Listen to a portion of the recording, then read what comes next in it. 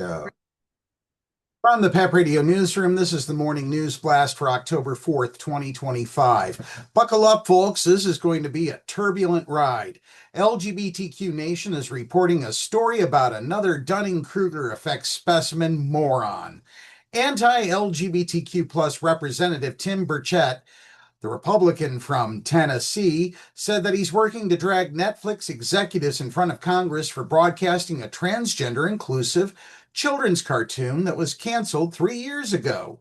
During Burchett's recent conversation with anti-LGBTQ plus right-wing broadcaster Benny Johnson, Johnson falsely accused Netflix of showing kids pornography, propaganda, and indoctrination, and asked Burchett if he would pursue a congressional hearing with Netflix executives. Burchett promised that he would. Then he blamed the Chinese and the devil for encouraging kids to be trans. I said the Chinese and the devil are working hand in hand.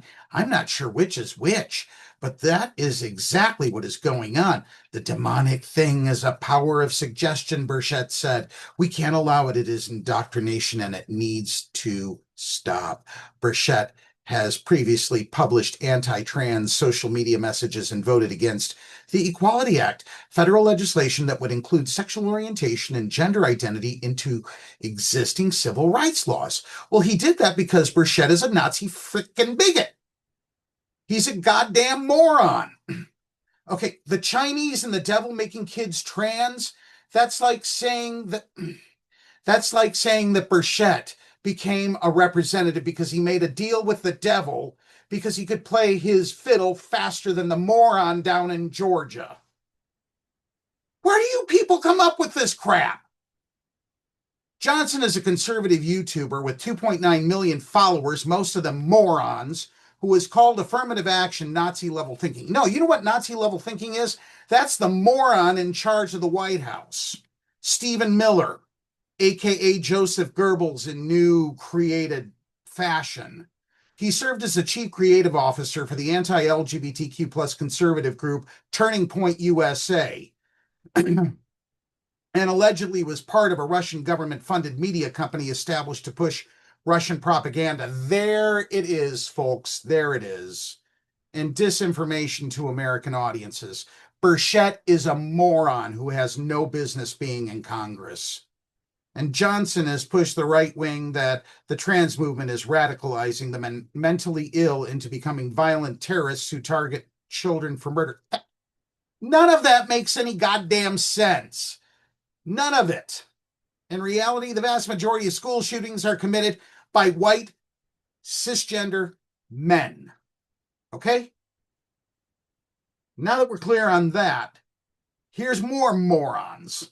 Queerty is reporting that way back in April, rumors of an alleged Mike Johnson Grindr presence hit the internet, and everyone was heartbroken when the screenshot proving Johnson's spicy gay exploits turned out to be fake. But since that time, one brave soul has taken to TikTok to tell his own story about the homophobic House Speaker's purported Grindr proclivities. User at RazzleDazzleMo came online recently promising to leak proof of Johnson's Grindr activity if the Louisiana Republican failed to swear in the official who would become the deciding vote in the case of whether to release the Epstein files. Okay, so that should be enough information to work with here, okay? So after Mo posted the video, all hell broke loose, as you can imagine.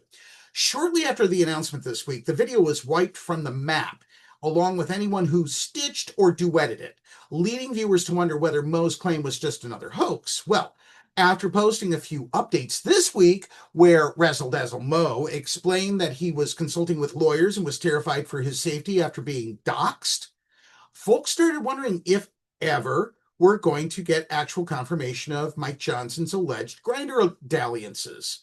Well, here's the thing. I'm starting to think we get, or got, I should say, Razzle-Dazzle, one user posted under a video detailing the latest update. And I mean, yeah, fair. But in videos saved before Mo's profile went dark, we can see someone scared, stressed, and wondering how to get out of a squarely situation. Did I say squarely? Squarely. Okay, well, anyway, in an update from Tuesday, Mo explains that all alleged materials in his possession have been turned over to an investigative journalist who will presumably take on the case from here. Why not hand them over to an attorney? Better yet, why not hand them over to state authorities? Just kind of curious on this. Anyway, in the most recent update, a video posted on Wednesday, Mo states that a trusted media source is currently vetting the alleged proof he gave them concerning Johnson, who, for the record, hasn't commented on any of this, nor do we expect him to. I legally cannot post anything on here now, Mo explains. That is the advice of my attorneys. I am not protected by any type of journalistic law, and I cannot release these files on here. Right, sure. Mo goes on to explain that he's frightened for his life, or their life, frankly, right now in the face of the many death threats he or they have received since making this series. They are coming from everywhere, he states, and they're graphic. Mo also addresses claims that he's a scammer, an actor, or some other bad faith player in this whole drama. While he admits that he is a professional actor, he claims that none of this is an act. This is by far the hardest thing I've ever done, he says. So, that said, we obviously don't know the truth of these claims, and we can't say for sure whether Mo is acting in good faith. But in the wake of the scandal, the story of his claims and subsequent retreat still have become a hot topic in and of themselves. Folks, that is the news blast for this hour. Hope we made it entertaining for you today, because I got to tell you, Representative Burchett, if you're watching this, the Chinese devil made you do it. For the rest of you, if you're watching our news videos on YouTube, be sure to subscribe to our channel. Up next, we have the Meadville area weather forecast right here on PEP Radio.